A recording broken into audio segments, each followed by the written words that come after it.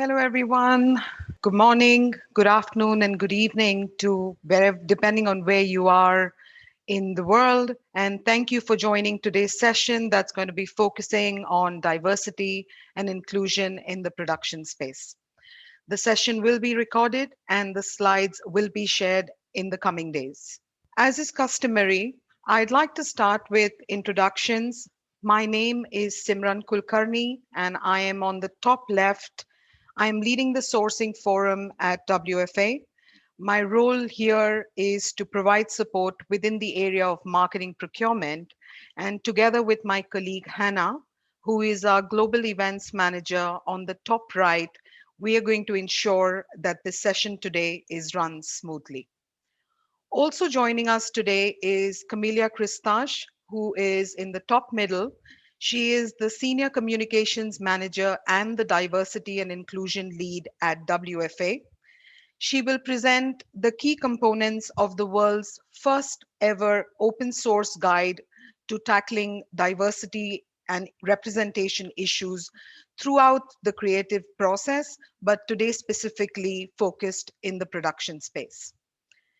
I'd now like to extend a very, very warm welcome to our speakers for today's session. Kath Chimea, who is the Chief Opportunities Officer at MCA on the bottom left, Sue De Lopez, who is the Chief Growth Officer in the bottom middle, who is from APR, and Tracy Dunn, who is the Strategic Consultant at APR on the bottom right. I'd like to start. I'm sure that this session that is joined by members, and all of our members are aware of the WFA, but here are a few slides to give a very quick introduction for those who are less familiar with us. WFA is a not-for-profit organization founded in 1953, so 67 years representing the interest of our members. As a not-for-profit organization, we have no vested interests. Our agenda is purely driven by the priorities of members like you. Our members are mostly brand owners, and here are some instantly recognizable logos representing 125 plus of the world's biggest brand owners. Welcome to our new members. If you have joined today, we're very, very happy to see you. Some of them are Didi, there is Schneider. So very, very warm welcome to this session in case you have joined today. This webinar will last for about an hour. There's going to be 45 minutes presentations from the panelists, and we'll still have some questions at the end, some time for questions at the end. However, excuse me, as we go along, please feel free today to submit your questions in the Q&A widget at the bottom of the screen. As I said at the beginning, but for those who have joined us now, this session will be recorded, and the recording and the slides will be shared in the coming days. Diversity and inclusion has really become a buzzword in our industry. And I'd like to share what Belinda Smith, who is our WFA Global Diversity Ambassador, has to say. Diversity, by its very definition, cannot just be one thing. It's not just about gender, race, or ethnicity. It's about all of them and more. It is in acknowledging that diversity is not a single monolithic thing, and that each person has their own experiences and preferences that we will truly succeed. In the production space, it's as much about who's behind the camera as well as in front of it. Having said that, discrimination in casting practices is widespread. Findings based on a study published in 2020, we see that 91% of respondents believe racial profiling is an issue in ad casting. 70% have witnessed individuals being excluded from the casting process because they are Black. And 52%, an astounding half, were silenced or ignored when taking action against racist decision making. This session today, our speakers are going to talk about some insights and ideas as to address these blockers and how can we make sourcing more inclusive, more diverse within the production space. Before I hand over to the speakers, I'd like to leave you with a quote from Marc Pritchard, who's the Chief Brand Officer at P&G. And he says, what if all brands and companies individually and collectively used their reach and voice in advertising as a force for good to eliminate bias and promote equality? Imagine the impact. I guess I don't have much to say. I would leave you with this thought and hand over to my colleague Camelia to share the diversity and representation guide. Over to you, Camelia. Thank you so much, Simran. Thank you so much, everyone. Some of you might have seen our latest diversity and inclusion guide, which focuses on the potential areas for bias in the creative process. As Simran mentioned, I'm here to quickly talk about it and encourage everyone on this call to download it if they didn't have the chance to do it yet. I think it's a very useful tool and very practical as well. The this is really a framework which puts forward some practical guidance to help first avoid some of the most common creative pitfalls, and secondly, and also important, to ensure that brand content is as representative as possible of the people brands serve. And that really throughout the entire creative process, from defining the business and brand challenges to evaluation and analysis, and of course in production, which is really important. The guide was co-developed by members of the Diversity and Inclusion Task Force, so I'm not going to take credit for it. It's a task force which launched last year. It's a group of mainly WFA members, but with some wonderful friends joining us on a mission to try and share the best practice that exists in this space, and there's plenty of that, and which really convince people together to curate what's out there and ultimately to be a catalyst and a challenger to do more as an industry, so collectively. We really think it's important that we do this together. It's a collective effort, and only together, by sharing and learning from each other, we can progress on this. Why a guide on bias? Some of you might ask, why didn't we call it a best practice guide and that's it? It's because the barriers to progressive creative often come in the form of unconscious bias, which many of us really bring to the table. And that's an important thing to acknowledge and address to be able to make lasting change. We all know that progressive advertising is good for society and good for business. I don't need to make the case for that. Yet even with the best intentions, it's not always easy to get things right. We know that working at speed often means cutting corners, simplifying. That's when people tend to default to automatic patterns of thinking, to shortcuts, to stereotypes, to past experience. And we see that as such, involuntary mistakes can happen, or we end up simply thinking within a box, and the resultant creative can really fail to represent society in all its diversity. And I guess we don't want that. So the guide we prepared as a task force highlights key areas where bias can occur, and suggests some questions which can be used as a litmus test at every step of the process. It also pulls together some key resources that can be used to tackle any gaps or area of concerns. We've broken the process down into 12 stages that we think in reasonable detail go through this process. They broadly cover 4 areas. We're looking at briefing, we're looking at planning, production, and how you go live and you get your creative work out there. And this is just a taster of the type of resources each section of the guide provides. And I'll invite you to download it and check out every single step and what the recommendations are for these elements of the guide. But when it comes to production specifically, there are 3 pitfalls we identified, and I wanted to mention them briefly. The first is really failing to keep diversity top of mind at all stages of the production process. And Simran mentioned that it's not just a challenge when it comes to what happens in front of the camera, what we see within our advertising, but also what happens behind it.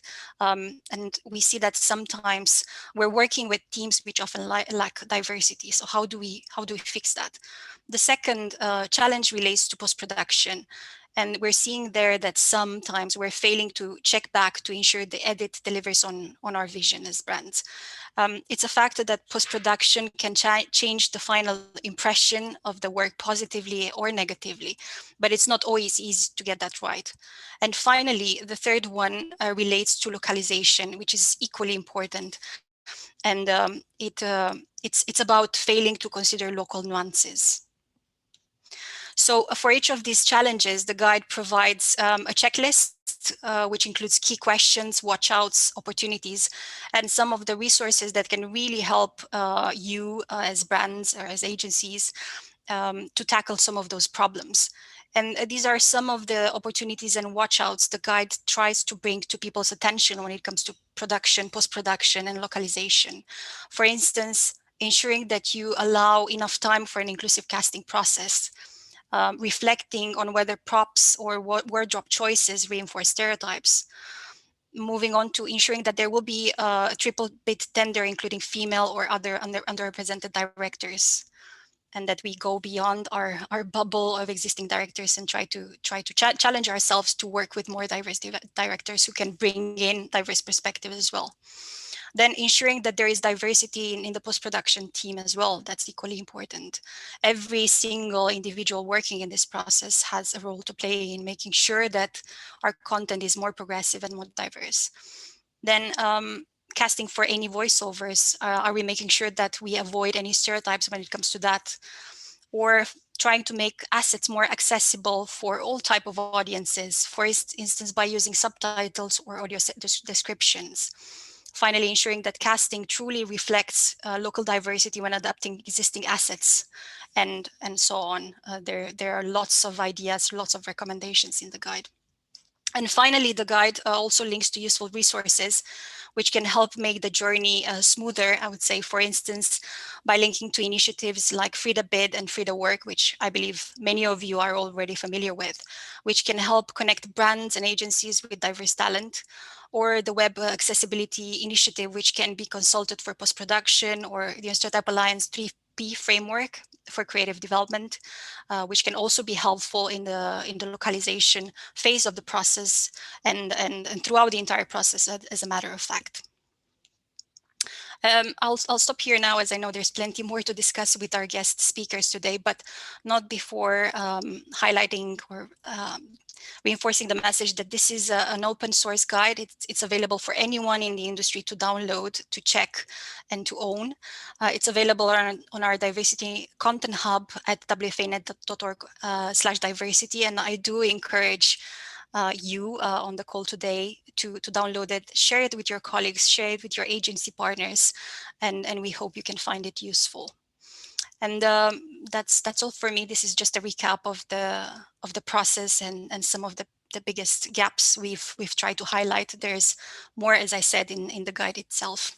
Thank you for the time. Thank you for that wonderful presentation and the key highlights, and also for staying on time.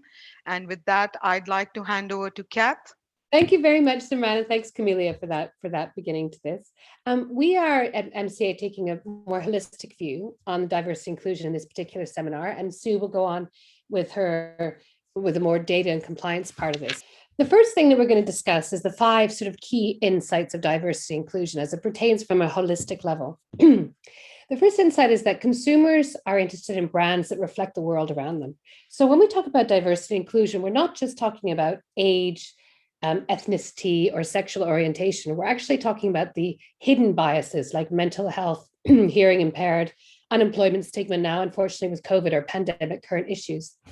So it's really important that the clients are aware of how their consumers are perceiving them from the inside out. The second insight that we share is that diversity inclusion is perceived differently in regions around the world. Now, I'm very aware of this, given that my nature of advertising when I was in the industry was very much about the localization efforts and working with local clients and how they could localize the central campaigns that they were creating.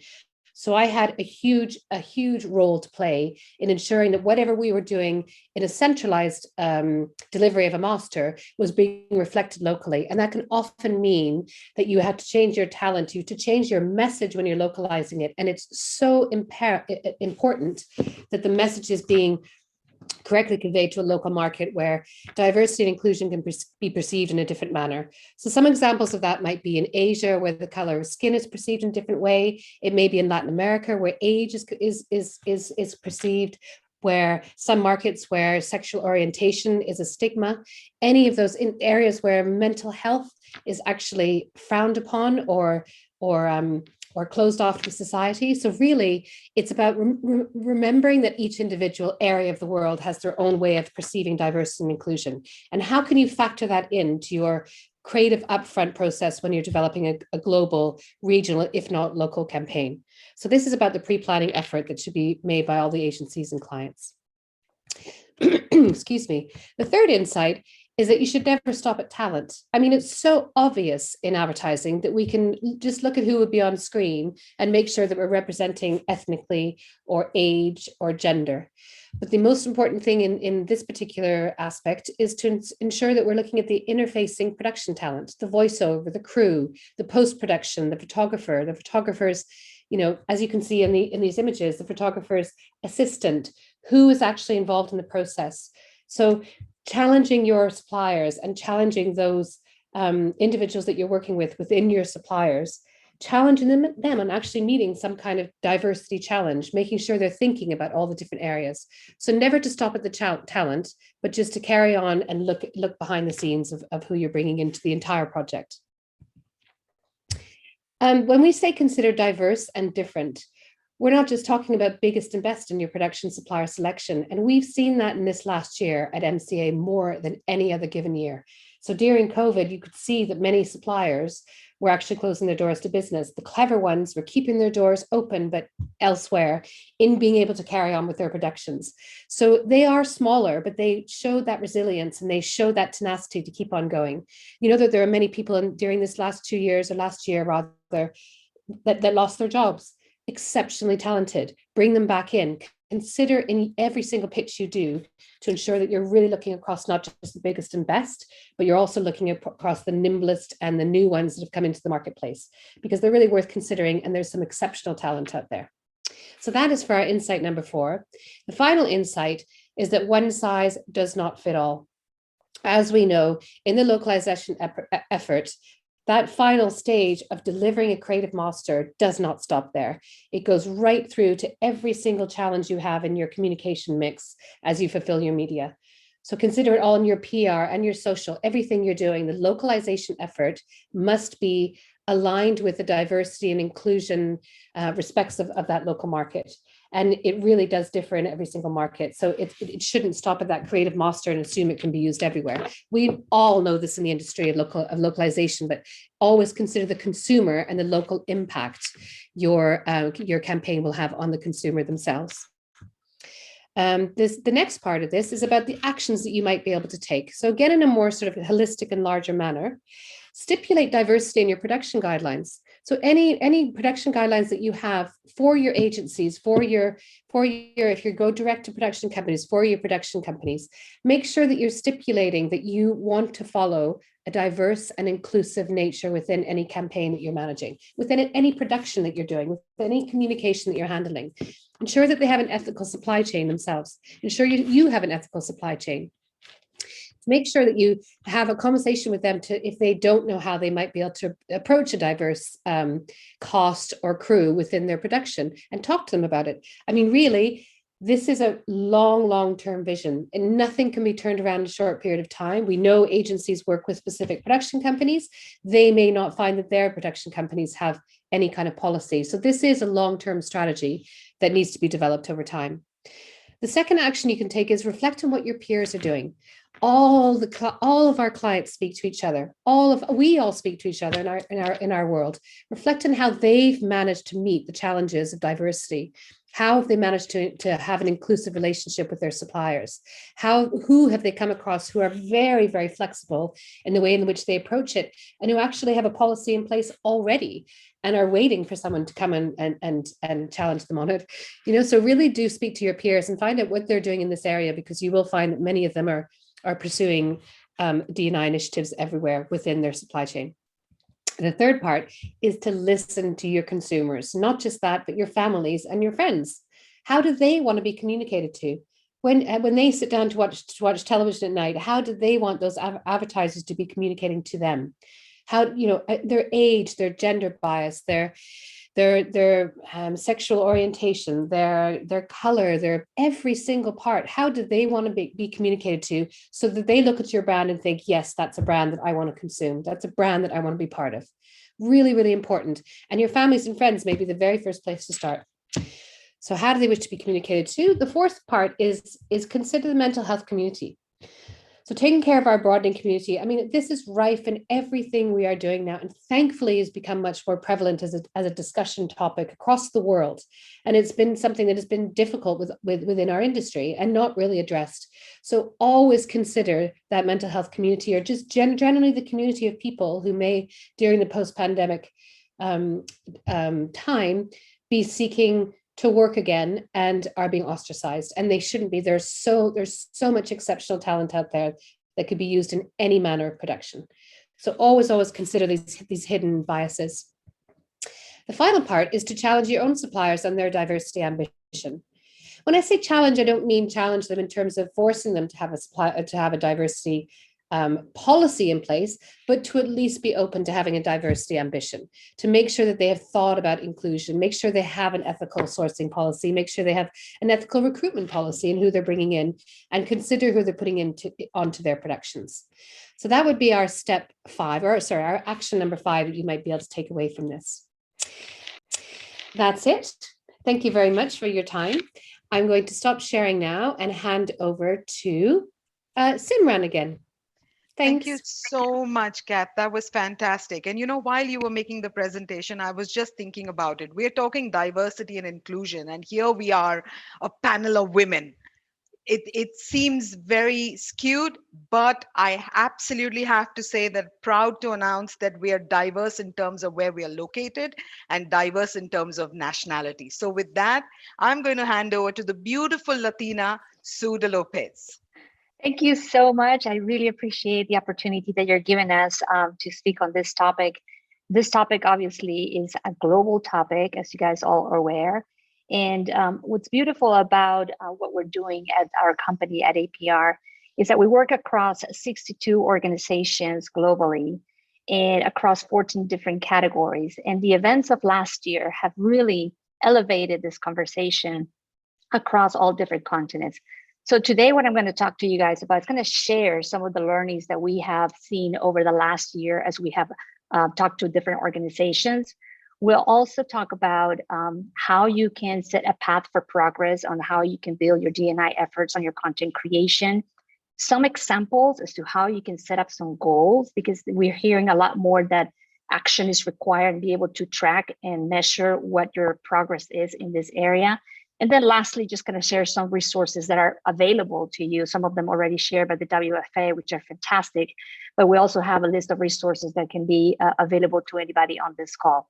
So let's start with the industry overview. I love this quote because it really starts with diverse thinking, breeding better creativity. If you have diversity in the people that are crafting your story, the creativity is just going to be there. So just always keep that in mind as you're actually working with your agencies. When we work with across all our marketing organizations, there's the 4 areas where we're seeing the biggest commitments. And maybe this can help you kind of craft where you can actually put those commitments in place. One of them is on media and content. The other one is in your diverse agency partnerships and the suppliers that you contract. The next one is how you actually build that creative to make sure that it's inclusive all the way from the brief to the actual creation and execution of the ad. And lastly, how you're also supporting industry partnerships like the WFA and other organizations that are really at the forefront or bringing this initiative forward. So over the last year, as I've said, we have seen inwardly with our clients what is going on. We have seen a lot of action, but we have seen also a lot of learning. We also have some examples of other organizations outside of our company that are worth mentioning, like Target as well. The others are actually part of our organization. One of the biggest things that we have seen across the board is executive leadership commitment in support of D&I efforts in production, actually. And now we're instead of getting the language of just required or we would like to, we're beginning to see a change of the language to actually mandating some of these efforts to take place. It's about purposeful inclusion and really connecting your brand purpose to meaningful action. And you have to do that through your partners because that's the only way you can do the storytelling. So when you're working with your agencies, we're beginning to see that requirement that the teams that actually work on your creative need to mirror the brand's consumers that they serve or the country's population composition at best. We have one organization where 40% of their consumer audience is multicultural. So therefore, they're asking their agency teams, especially the creatives and strategy planners, that 40% of them be of that composition as well. Because the best way to tell inclusive stories is to actually hire diverse storytellers. In addition to that, which I think this is a fabulous effort that we're seeing across the board, is the implementation of internal diversity review boards within your organization. And this is actually sourced from your employee resource groups. A lot of organizations have Black groups or Latino groups or Asian groups, and they're sourced from each of these groups to create a panel of about, let's say, 20 to 30, rotate them, so that they can actually review your creative so you can check against cultural relevancy, something that we highly recommend. The other thing, as I mentioned, is that you have to make sure that you're driving action. And in order to do that, you need to be deliberate about setting D&I goals. But before you do that, you need to set up your own baselines. This is something very important to understand your starting ground. If you're starting at what baseline is and where do you want to increase. But also we're beginning to see that there's also a challenge as to how you are collecting the data and the methodologies for measuring progress. And this is something that needs to be taken into consideration on a country by country basis because of the laws of regulations against privacy laws. So for example, the privacy laws in France are going to be very different from the ones in Argentina, from the one in the United States. As you collect that data, you need to be very informed as to what can and you cannot require and in what method. In addition to that, we're seeing the doubling down of supporting investment across D&I organizations that are specifically focusing on marketing and advertising. I'll get to some of those later on the presentation. And going beyond spend in working with accredited diverse suppliers in all the phases of productions. So not only are you spending with diverse production companies, but we already talked about the importance about capturing the data of the diversity in the crew roles that are actually making your ads. In front of the camera, obviously, has been talked a lot in this meeting already, but it's important that we cast to the desired of the intended role versus the look of the person. This is about really making sure that your agencies have a very progressive approach to your casting specs and start removing language like ethnically ambiguous from the casting specs or demographic qualifiers for casting. Take the unconscious bias into consideration so you can avoid those stereotypes. And we also talked about the behind of camera. I'll go into a little more detail about that, but it's very important that you do have that balance in gender and diversity. So let's talk about path to progress. This is a wonderful quote that we heard at the RISE conference from Heli Azoui. And she said, commencing a diversity program of any kind is going to take work. Commitment is not easy. So hold your nerve and be ready to answer accusations. But you need to decide to stand with the underrepresented and take the hard knocks that they have to take. So this is very important because starting is not easy. And how you get there, there are different ways of how you can do that. So I'm going to kind of show you kind of a path as to how you can get there. First of all is engaging with diverse agency. A lot of your organizations have rosters of agencies that manage your creative, but contracting ethnic agencies allows you to bring that equality to the forefront in the supply chains as a current way of working. They will bring by themselves, they will craft those stories diverse from the get-go, and it will impact the entire supply chain. Another way of how you can get there is research and develop the different diverse supplier rosters. There is a challenge of people saying that this list of diverse suppliers is very limited, and it does require some investigation and research to find them, but they are out there. And there are also programs in different countries as to they're helping a lot of these companies to actually sign up for their accreditation and their certifications, because in order to track them, some countries require that certification. The next thing is obviously you want to be able to establish your industry D&I partnerships and programs.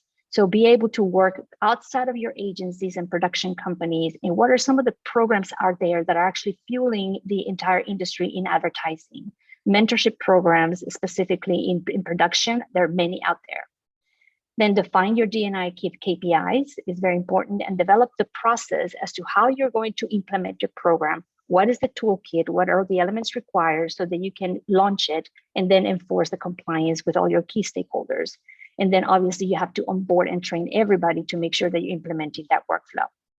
Another way of doing this is, take more of a crawl, walk, run type of approach and start focusing on areas that are a little bit more low complexity and easier to implement versus those that are a little bit more harder. And kind of set a path to say, in year one, I'm going to focus more in low complexity tasks versus year 2 and 3, where I can actually gain more traction and go for the ones that take a little bit more work. So what are some of the things that you can do that are kind of low complexity? The easy one, obviously, is right off the bat, start affecting your on-camera talent roles and the context around it. The WFA did a great job of talking about this in terms of when you're casting, you need to take into consideration the presence, perspective, and personality of the person, portraying their true humanity and their authentic selves. There's a lot of talk about doing cultural appreciation versus cultural appropriation. So as you can see, I'm a Latina, but it's not very simple just for me just to cast me as a Latina and then put me in a very whitewash location or situation. You need to make sure that where you place somebody of color, it is within the authentic environment that surrounds them.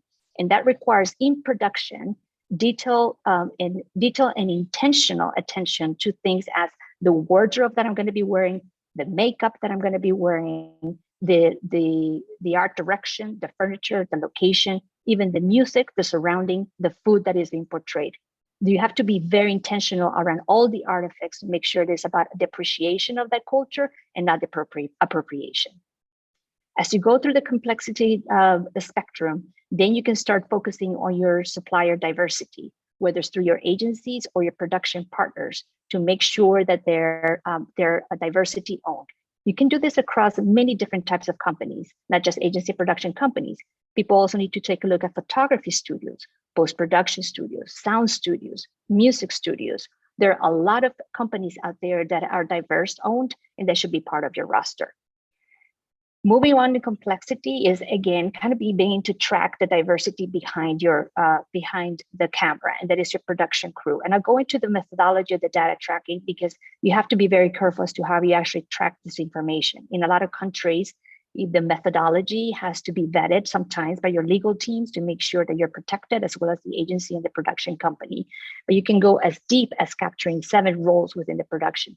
We usually want to make sure that you focus on those roles that have an impact on crafting that story. The director of photography, your first AD, the editors, the colorists, they're all going to have an impact in terms of the look and the tone and the feel to be authentic within the diversity that you're trying to portray. And then obviously the last one is, if you really want to make sure that your agencies change the diverse makeup of the groups that are actually working on your accounts, it's going to take them time. But you really want to focus on the personnel roles that are responsible for developing those creative ideas. Your associate creative directors, your copywriters, your art directors, your strategy planners are going to be bringing those insights to life. All right, let's briefly quick about developing that content strategy and where to start. Sometimes you can actually go a little bit backwards and take a look at a historical review on your baselines of how much you have spent with those production suppliers that are diverse. In some countries, they do have the accreditation, so you can actually say it's very easy to find that data. We cautiously recommend that you do not do assumptive baselines for your tracking. You have to be very careful about the baseline. Do not assume that if a production company, the name of the owner is Tracy, do not assume that it's a female. That is assumptive.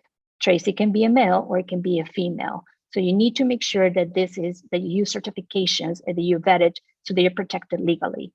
Sometimes what we tell our clients is best if you actually set your baselines in year 1, so you can set up your data metrics the right way, and that way you're protected. But at least the spend, if you are in the certificate, you can access certifications, you can do it that way.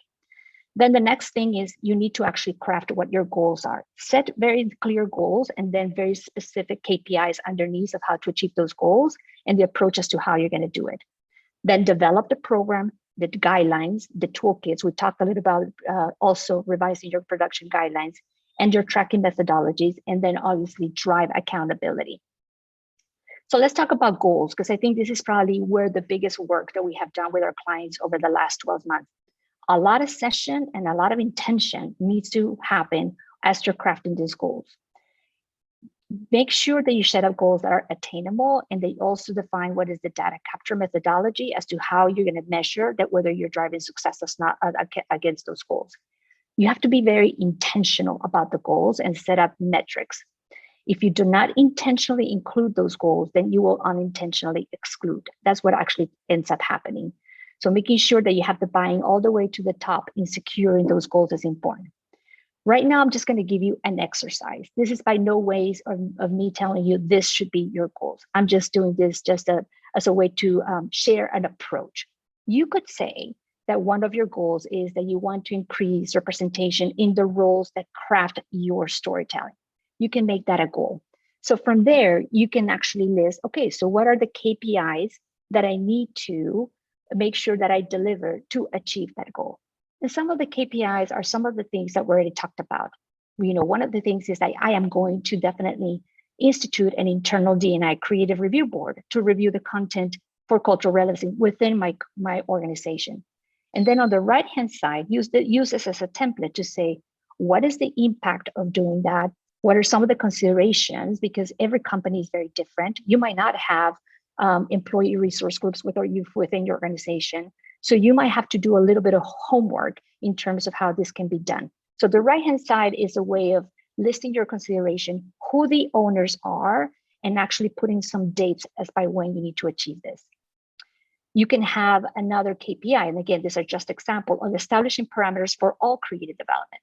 So let's say, for example, that 25% of your consumer that buys your product is a Black audience.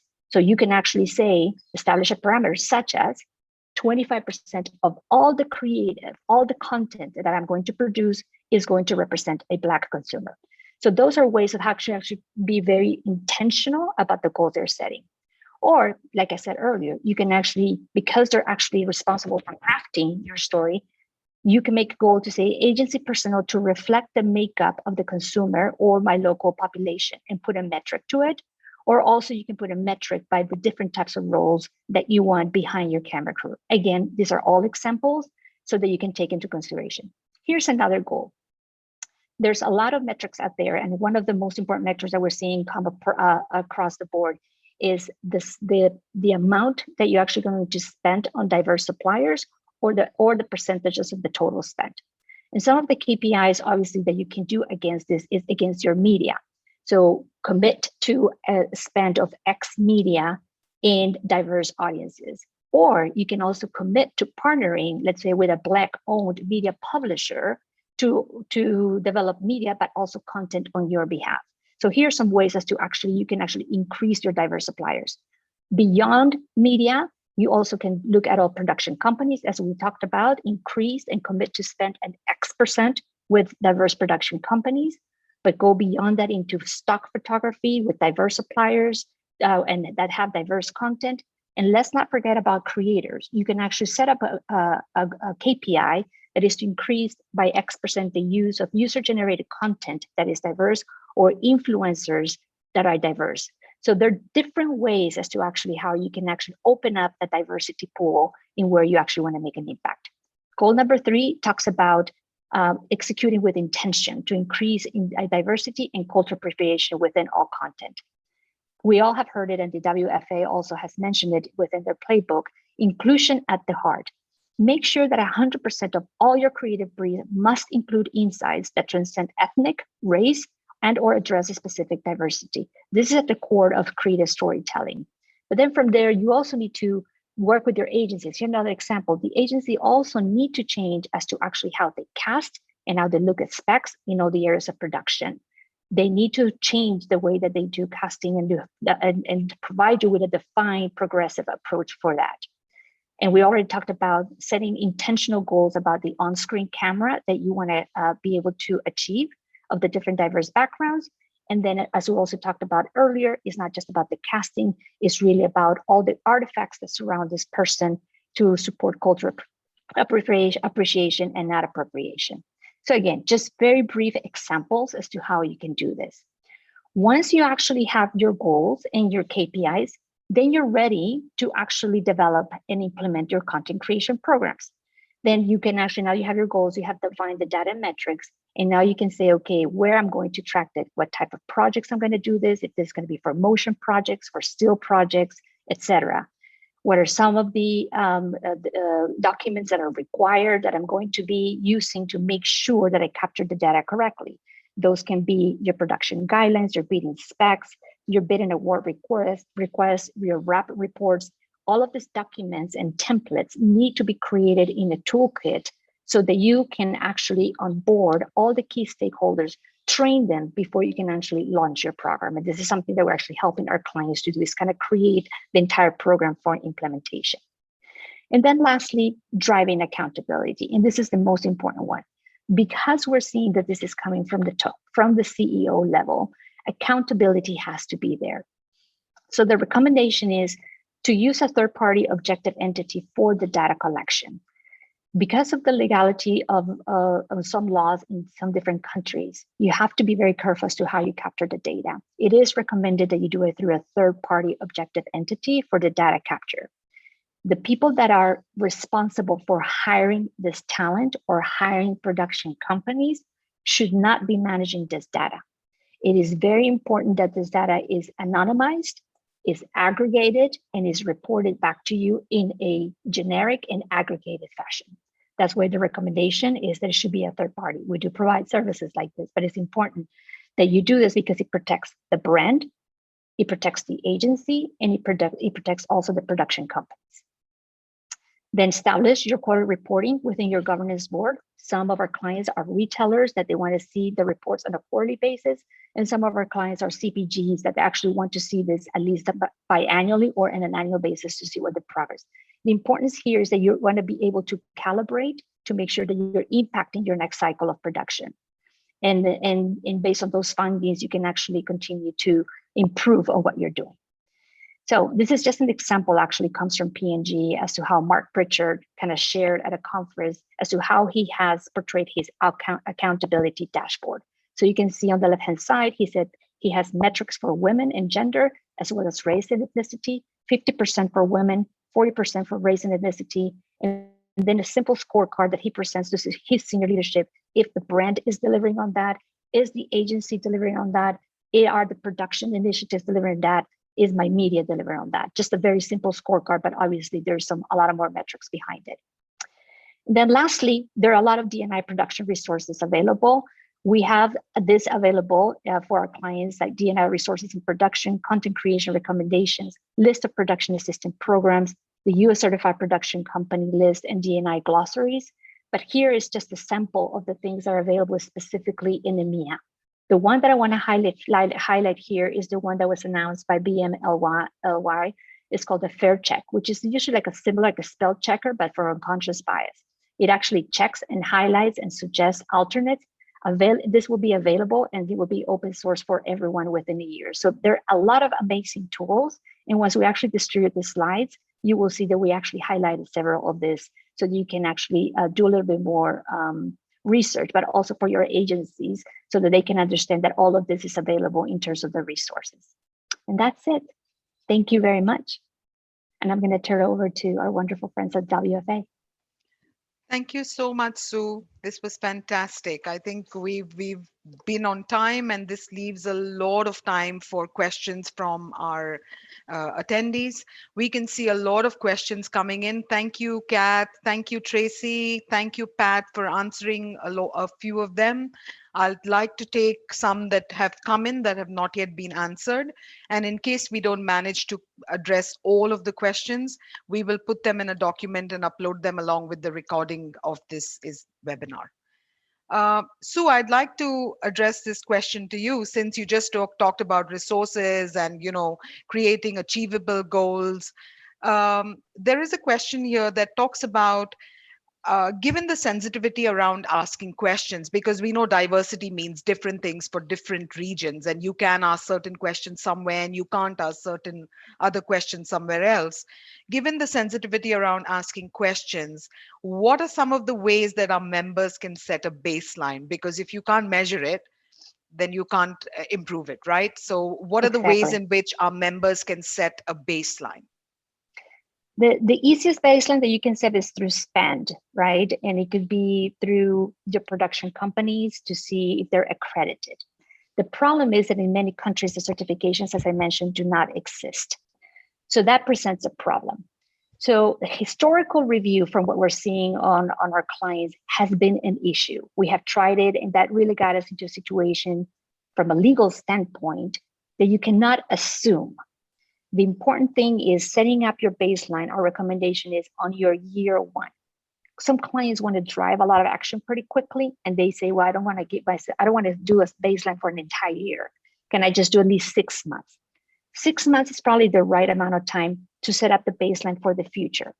That way you can actually have the right templates and the right documentation that are cleared by your legal teams to make sure the way that you're collecting the data is protecting you. The key word here is self-reported data.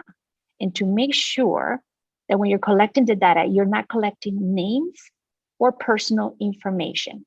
So an example is, for example, you get on set. The idea is that we actually provide this to our clients, a mechanism that you actually have the roles. So for example, the director or the production company, you have the roles, and the director, you give them an iPad, the director clicks the roles that are listed on set. He clicks director, and that takes them to 4 simple questions, depending, or 5 or 7, depending on the type of data that you want to capture. Are you male or female? Click. Ethnic background? Click. Veteran status? Click. LGBTQ? Click. Submit. End. Production company does not touch the data. Agency does not touch the data. The data comes to us. What we do is all the granular data individual is removed and is aggregated and reported back. So that's how you set up the baseline and protecting yourself, but it has to be self-reported. It cannot be assumptive.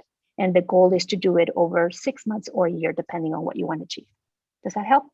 Yes, it's fantastic. Very, very clear. That makes sense, because we need to be very careful. As you said, that you strip out any information that could tell you where it's coming from. It needs to be anonymized. It needs to be aggregated to kind of rule out the bias. So thank you for that. Kath, I think you've been quiet for very long. So if you don't mind, I'd like to address this next question to you. And if you could please unmute yourself. Thank you. Being quiet is unusual for me. All right, so there's a question here that says, and Sue has described that in detail in her presentation, but I'd like you to provide your perspective as well. And there's a question here from one of our members that says, when engaging agencies and production companies with a brief, how do we frame the question about having diverse crews on our work because of the sensitivities around it? What would you kind of guide? What would you recommend to our members? Well, I think, and we are actually going through this at the moment, I think similar to addressing gender in crews in the early 2000s, when I was first within this industry, the same kind of rules apply. Ensure that you're considering the broadest spectrum of diversity, because it's much broader than, gender, sexual orientation, ethnicity, etc. In a wider sense, it includes disability and age, neurodiversity, mental health, etc. So I think the main thing is to frame your questions in an all-encompassing manner to all addressable audiences, and be really careful in the choice of words you're using. I mean, in my opinion, it's best to seek advice on what is politically correct within our world now. It's different by every single region, every single market. But you think things like identity instead of gender, or experience instead of age, or the sort of words that you can use that will not offend. But it's not within your any campaign that you're running. It's not outside of your jurisdiction to be asking for a broad spectrum of who is represented for your production. Absolutely. And this also answers the other question that came in that says, are there some questions we legally can't ask? How easy is it to ask, track, and enforce? Where you talk about getting a sense of whether it's politically correct. So you kind of address that question. You need to kind of have a sense check internally as to whether what are the questions that you can and cannot ask, depending on where you're addressing the question. Exactly. And it's become very prevalent after the Me Too movement, which is far, far more prevalent in the US than it ever came over here. But it's still a good idea to seek your, to seek your view within your company, or even to legally seek how you should speak. But you should never enforce individuals to answer any questions at all. If they choose not to answer, it's not because it's because they don't want to, and they choose not to. They choose not to talk about how they identify their name, their gender, or even to discuss age. It's not relevant. You can talk much more around knowledge or experience, or specific projects they worked on. So I think it really is about forming a policy for your own organization and ensuring that your colleagues understand how to speak in this kind of area. It's just so much more prevalent than it's ever been before. And I do think that it's been stepped up a lot over the period of this last year. I think we can't ignore that fact, and we can't ignore the article that came out on Campaign, that actually you can't just nod to say, yes, I will look at a diversity and inclusion policy. You have to have it as a fundamental thread woven into your organization with a long-term objective, because it's not as though we're all going to get rid of our staff and bring in diverse staff. It's not going to happen like that. There are many people that have been here or in any other company for a long time. So it has to be a long-term objective. Absolutely. And I think you need to be clear about what diversity means to you, because as Sue said in a presentation, you need to take baby steps. It's the crawl, walk, and run. You can't talk about diversity in its totality. Do you want to address gender first? Do you want to address ethnicity? You have to kind of have those small baby steps that you kind of create. So yeah, thank you for that. Sue, I'd like to address this one to you. And this talks about, there's a question here that says, how prevalent is it for Fortune 500 companies to report tier 3 spend? Because obviously directors or, tier 3 are not tied to a production company. If you talk to a production company, then but how prevalent is it for Fortune 500 companies to report this? And how do they do it, if at all they do? Yes, I think we shared a little bit of that in terms of how to capture that. So tier 1 means the first line of companies that you contract, which is your agencies. The way that we define it, tier 2 is who those agencies contract, which is your production companies and directors, right? Yeah. So the prevalence of that is actually gaining a lot more traction over the last, I will probably say 4 months, to be quite honest. It's actually getting easier because of how they're capturing this data. And as I mentioned, the self-reporting is very important. And obviously within the self-reporting, you do have an area we can say, I don't want to share that personal information. Everybody has the right not to share who they are. So that's also very important within how you collect the data. And then once the data has been recorded, we're beginning to see a lot more clients being more open and public about their goals, and actually about how they're spending their money and where they're spending it on tier 3. I think some of the most recent examples were on Netflix, Apple, as well as Google, as well as McDonald's, just being very vocal as to how they're spending on tier 2 or tier 3. And it's because they want to show the industry that they're putting their money against making an effort to make more of an inclusive society and an equitable society. So it's public, and they have the metrics to actually capture that. And we talk a little bit about how to capture that information. Thank you, Sue. And a very interesting question has come. And knowing that this is a sourcing forum, we have to talk about, the cost and safeguard the cost. So there is a question that says, while we all agree we must move towards more inclusion, there are those that have found this approach can cause for increase in costs. As production consultants, and Kath and Sue, both of you can take this actually.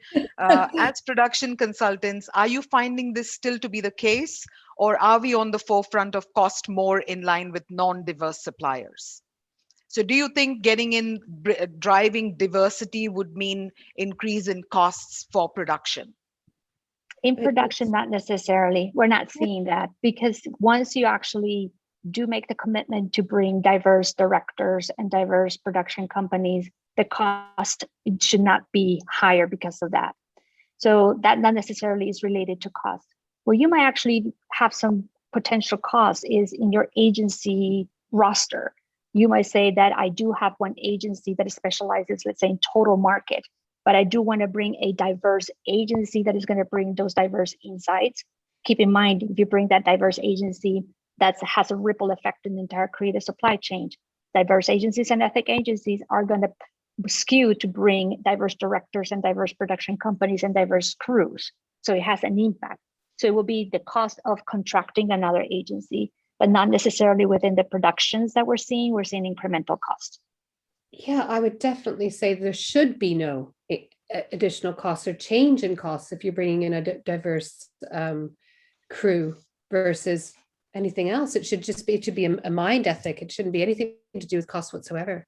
I'm quite surprised. I'd like to hear about those kind of companies that might be putting forward. It just seems unethical in itself. Now, where we're seeing is companies that they're doubling their commitment and their spend on production programs and organizations. And that is by choice, to say, I am going to spend money on a production program that is going to fuel the pipeline of the new generation, new talent to be diverse. So that could be an additional expense, but that's not related specifically to your production projects. Thank you, Sue. And I can see that the feedback has already come up, which means we've got just 1 minute to go. I would really request you all to please give us your feedback. Let us know how you rate this webinar so that we can better ourselves. And just in case this gets, we all go away, a huge thank you to everybody who registered, who attended, to my colleagues Hannah and Camelia, and to the wonderful ladies who joined this panel, Kath, Sue, and Tracy, to talk to us about diversity and inclusion in the production space. It's been fantastic having you all here. Thank you very much.